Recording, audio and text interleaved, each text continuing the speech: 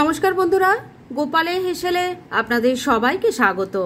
আজকে আমি দুর্দান্ত স্বাদের একটা জলখাবারের থালি রেসিপি আপনাদের সাথে শেয়ার করব, যেটা একদম ঘরোয়া কিছু উপকরণে তৈরি হয়ে যাবে, অথচ খেতে কিন্তু অসাধারণ লাগবে। তাই চলুন রান্নাগুলো করে ফেলি। আজকে প্রথমেই পনির দিয়ে দুর্দান্ত স্বাদের একটা নিরামিষ রান্না করব। তার জন্য আমি এখানে 200 গ্রাম পনির নিয়ে সেটাকে স্কোয়ার শেপে কেটে নিয়েছি। এবারে এর মধ্যে প্রথমে দিয়ে দিচ্ছি অল্প নুন, দিয়ে দিচ্ছি অল্প লঙ্কার গুঁড়ো। আমি এখানে লঙ্কার গুঁড়ো দিলাম, তবে আপনারা চাইলে কিন্তু এখানে শুকনো লঙ্কা বেটে দিতে পারেন। এবার ভালো করে নুন আর লঙ্কার গুঁড়োটা মিশিয়ে নিচ্ছি। নুন আর লঙ্কার গুঁড়ো দিয়ে পনিরের টুকরোগুলো ভালো করে মেখে নিয়েছি। এবার এটাকে আমি কিছুক্ষণের জন্য এক সাইডে রেখে দিচ্ছি আর নেক্সট স্টেপের দিকে এগোচ্ছি। পনিরগুলো ম্যারিনেট করে রেখে দিয়েছি আর এবার মূল রান্নাটা শুরু করব। তবে তার আগে একটা মশলা তৈরি করে নেব, সেজন্য প্যান বসিয়ে গরম করে নিয়েছি। এর মধ্যে দিয়ে দিচ্ছি কিছু গোটা গরম মশলা, তার মধ্যে আছে 3-4টে এলাচ, 3-4টে লবঙ্গ আর ছোট ছোট দুটো দারচিনি। এবার ফ্লেমটাকে একটু কমে রেখে এই মশলাটাকে একটু মুচমুচে করে ড্রাই রোস্ট করে নেব।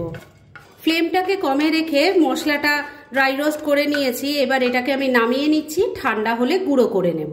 ড্রাই রোস্ট করা মশলাটা তুলে রেখে দিয়েছি, ঠান্ডা হলে আগেই বলেছি ওটা গুঁড়ো করে নেব। আর এবার মূল রান্নাটা শুরু করব, সেজন্য প্যানের মধ্যে রিফাইন অয়েল দিয়ে দিয়েছি আর অল্প ঘি দিয়ে দিচ্ছি। ঘিটা মেল্ট হয়ে গেছে, এবার ম্যারিনেট করা পনিরগুলো ভেজে নেব। বন্ধুরা, আপনারা আমার রেসিপি দেখার সাথে সাথে আমার ফেসবুক পেজ গোপালের হেসেল, তাতেও ভিজিট করতে পারেন। ডেসক্রিপশন বক্সে লিংক দেওয়া আছে। সমস্ত পনিরের টুকরোগুলো ভাজার জন্য বসিয়ে দিয়েছি। এগুলোকে এবার মিডিয়াম ফ্লেমে রেখে উল্টে পাল্টে লাল লাল করে ভেজে নেব। ওইদিকে ম্যারিনেট করা পনিরটা ভাজা ভাজা করতে বসিয়ে দিয়েছি আর এদিকে আমি মিক্সির জারটা নিয়ে নিয়েছি একটা মশলা তৈরি করার জন্য। এই মিক্সির জারের মধ্যে প্রথমেই দিয়ে দিচ্ছি 7-8টা কাজু বাদাম, দিয়ে দিচ্ছি বেশ খানিকটা কিশমিশ, দিয়ে দিচ্ছি 1 চামচ পরিমাণ চারমগজ। এবার এর মধ্যে অল্প জল দিয়ে দিচ্ছি। এবার এই মশলাটা ভালো করে বেটে নিয়ে একটা মিহি পেস্ট তৈরি করে নিচ্ছি। কাজু, কিশমিশ, চারমগজের পেস্টটা তৈরি করে নিয়েছি। এবার হামানদিস্তা নিয়ে নিয়েছি, এর মধ্যে দিয়ে দিচ্ছি ছোট ছোট 2 টুকরো আদা আর 2টো কাঁচা লঙ্কা। এবার এই মশলাটাকে থেতো করে নিচ্ছি। মশলাটা থেতো করে নিয়েছি, এবার এটাকেও রেখে দিচ্ছি। আর ওদিকে পনিরগুলো ভাজা হচ্ছিল, চলুন ওইদিকে যাই। মশলাগুলো তৈরি করতে করতে পনিরগুলো আমি উল্টে পাল্টে দিয়েছিলাম। দেখুন এগুলো এখন খুব ভালো করে ভাজা হয়ে গেছে। আমি গ্যাসটা বন্ধ করে দিয়েছি। এবার এগুলো সব নামিয়ে নিচ্ছি। সমস্ত ভাজা পনিরগুলো নামিয়ে রেখে দিয়েছি। এবার প্যানের মধ্যে যা তেল ঘি আছে তাতেই রান্না হবে। এর মধ্যে প্রথমেই দিয়ে দিচ্ছি 2টো মিডিয়াম সাইজের টমেটো টুকরো করে কাটা আছে, সেটা দিয়ে দিলাম। টমেটো যাতে তাড়াতাড়ি সফট হয়ে যায় সেজন্য এর মধ্যে অল্প নুন দিয়ে দিলাম। ভালো করে মিশিয়ে নিচ্ছি। নুনটাকে টমেটোর সাথে ভালো করে মিশিয়ে নিয়েছি। এবার টমেটো যাতে তাড়াতাড়ি সফট হয়ে যায় সেজন্য ফ্লেমটাকে লো আর মিডিয়ামের মাঝামাঝি রেখে ঢাকা দিয়ে 2 মিনিট রান্না করে নিচ্ছি। মিনিট 2 রান্নাটা করে নিয়েছি, এবার ঢাকা তুলছি। টমেটোগুলো দেখুন এখন অনেক সফট হয়ে গেছে। এবার এগুলোকে ভালো করে ম্যাশ করে নিচ্ছি। এবার এর মধ্যে দিয়ে দিচ্ছি থেতো করা আদা আর কাঁচা লঙ্কা। এটাকেও মিশিয়ে নিয়ে মশলাটাকে একটু কষিয়ে নিচ্ছি। মশলাটাকে ভালো করে কষিয়ে নিয়েছি। এবার প্রথমেই তৈরি করে রাখা কাজু, কিশমিশ, চারমগজের পেস্টটা এর মধ্যে দিয়ে দিচ্ছি। ফ্লেমটাকে মিডিয়ামে রেখে সমস্ত কিছু মিশিয়ে নিয়ে ঘন ঘন এভাবে নাড়াচাড়া করে মশলাটাকে কষিয়ে নেব। 3-4 মিনিট সময় নিয়ে মশলাটাকে খুব ভালো করে কষিয়ে নিয়েছি। এবার মিক্সির জারটায় অনেকটা মশলা লেগে আছে, তার মধ্যে অল্প জল নিয়ে দিয়ে দিলাম। আবারও সবকিছু মিশিয়ে নিয়ে মশলাটাকে আবারও একবার খুব ভালো করে কষিয়ে নেব। মিনিট 2 সময় নিয়ে আবারও ভালো করে কষিয়ে নিয়েছি। এবার এর মধ্যে পরিমাণ মতো নুন দিয়ে দিচ্ছি, অল্প একটু চিনি দিয়ে দিলাম, মিশিয়ে নিচ্ছি। এবার এর মধ্যে গ্রেভির জন্য দুধ দিয়ে দিচ্ছি। এই দুধটা কিন্তু কাঁচা দুধ নয়, আমি আগে ফুটিয়ে রেখেছিলাম।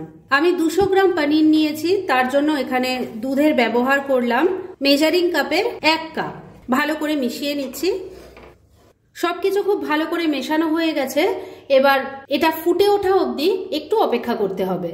গ্রেভিটা খুব ভালো করে ফুটে উঠেছে। এবার এর মধ্যে ভেজে রাখা পনিরগুলো দিয়ে দিচ্ছি। গ্রেভির সাথে ভালো করে মিশিয়ে নিচ্ছি। ভাজা পনিরের টুকরোগুলো গ্রেভির সাথে খুব ভালো করে মিশিয়ে নিয়েছি। এবার ফ্লেমটাকে ওই লো আর মিডিয়ামের মাঝামাঝি রেখে ঢাকা দিয়ে 3-4 মিনিট রান্না করে নিচ্ছি। মিনিট 3 রান্নাটা করে নিয়েছি, এবার ঢাকা তুলছি। দেখুন গ্রেভিটা সুন্দর থিক হয়ে গেছে, মানে রান্না মোটামুটি রেডি। এবার শুধু শেষ পর্যায়ে দিয়ে দেব সেই থেতো করা গরম মশলাটা, যেটা প্রথমে ড্রাই রোস্ট করে নিয়েছিলাম, ভালো করে মিশিয়ে নিচ্ছি। গরম মশলার গুঁড়োটা ভালো করে মিশিয়ে নিয়ে মিনিট খানেক আবারও রান্নাটা করে নিয়েছি। এবার রান্না পরিবেশনের জন্য একদম রেডি। তবে এটাকে এখন আপাতত ঢাকা দিয়ে রেখে দিচ্ছি, আর পরোটাগুলো তৈরি হলে দুটো একসাথে সার্ভ করে দেখাবো।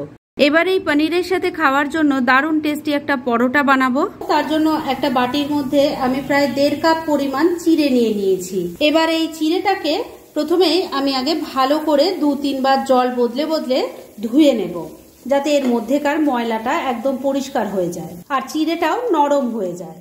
2-3 বার জল বদলে বদলে চিড়েটাকে খুব ভালো করে ধুয়ে নিয়েছি। এবার হাত দিয়ে খুব ভালো করে ম্যাশ করে নিচ্ছি। চিড়েগুলো কিন্তু ধুতে ধুতেই সুন্দরভাবে নরম হয়ে গেছে, সেজন্য এই রান্নাটা পাতলা চিড়ে দিয়ে করতে হবে। চিড়েটা খুব ভালো করে ম্যাশ করে নিয়েছি।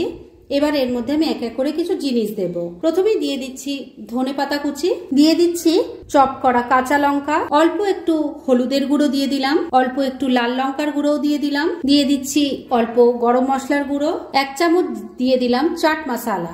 এবার এর মধ্যে দিয়ে দেব একটু সেদ্ধ করা আলু, গ্রেট করে দিয়ে দিচ্ছি। আলুটাকে গ্রেট করে দিয়ে দিয়েছি। এবার এর মধ্যে দিয়ে দিচ্ছি স্বাদ মতো নুন, অল্প একটু চিনি দিয়ে দিলাম।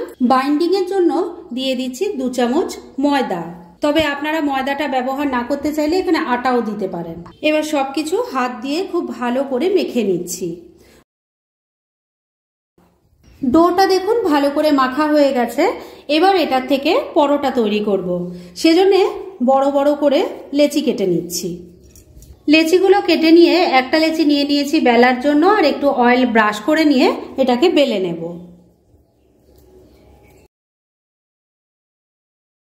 একটা পরোটা বেলে নিয়েছি, কিন্তু যেহেতু এটা চিড়ের পরোটা তাই চারিদিকটা কিন্তু সমান হবে না। তবে এটাকে যতটা সম্ভব আমি সমান করে নিচ্ছি, তাহলে দেখতেও ভালো লাগবে। সেজন্য একটা বাটি বসিয়ে সাইডগুলো সরিয়ে দিচ্ছি। দেখুন একটা পরোটা আমি সুন্দরভাবে বাটি বসিয়ে কেটে নিয়েছি। এইভাবে তাহলে আমি সব কটা পরোটা বেলে নিয়ে তারপর বাটি বসিয়ে কেটে নিয়ে তারপর নেক্সট স্টেপের দিকে এগোচ্ছি। সব কটা পরোটা বেলে নিয়ে আমি একটা প্যান গরম করে একটা পরোটা সেকে নেওয়ার জন্য বসিয়ে দিয়েছি। এবার প্রথমেই ফ্লেমটাকে মিডিয়ামে রেখে পরোটাটাকে আগে উল্টে পাল্টে ভালো করে সেকে নেব। একটা পরোটা উল্টে পাল্টে ভালো করে সেকে নিয়েছি। এবার রিফাইন অয়েল দিয়ে দিচ্ছি। ভালো করে এবার এটাকে এপিট ওপিট করে লাল লাল করে ভেজে নেব। একটা পরোটা উল্টে পাল্টে দেখুন আমি ভালো করে ভেজে নিয়েছি। এবার এটাকে আমি তেল ঝরিয়ে তুলে নিচ্ছি, আর দুটো রেসিপি একসাথে সার্ভ করে দেখাচ্ছি। ফ্রেন্ডস, আমার আজকের এই দুর্দান্ত স্বাদের নিরামিষ থালি রেসিপি একদম রেডি হয়ে গেছে এবং আমি সার্ভ করে দিয়েছি। ভীষণ ইজি একটা রেসিপি, কিন্তু খেতে ফাটাফাটি হয়।